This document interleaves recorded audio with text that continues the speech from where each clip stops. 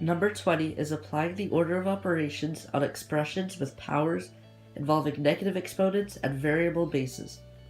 So, I made a question that it does involve negative exponents and variable bases. And it does involve a lot more of what we have learned. So now I'm going to solve it. And excuse me if I do not talk a lot. I will try my best though. So I'm going to rewrite this because we would do this first. This power law to the rest of these. So negative 3 to the... So first let's rewrite. 9 x to the power of negative 2 y to the power of 3 and z to the power of 6 over, and then 2 to the power of negative 3 times negative 3 is 9. X to the power of 3 times 2 is x to the power of 6. Y negative 4 times 2 is negative 8. Y to the power of negative 8. And z 3 times 2 is 6.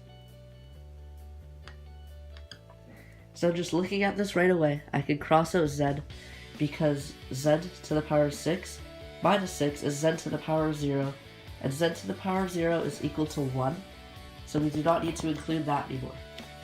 We can also get 9 out of there because 9 divided by 9 is 1, so that doesn't matter anymore.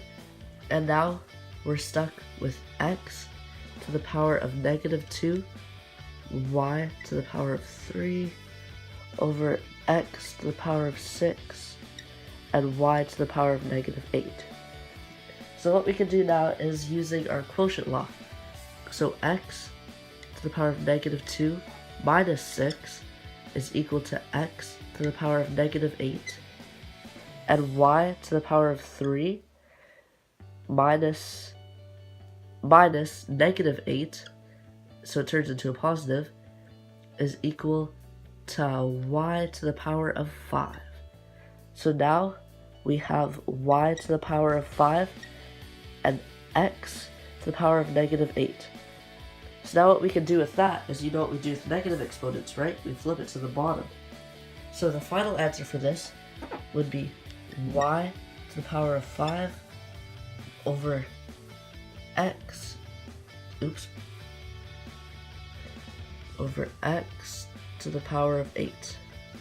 And that would be the final answer here for this question here.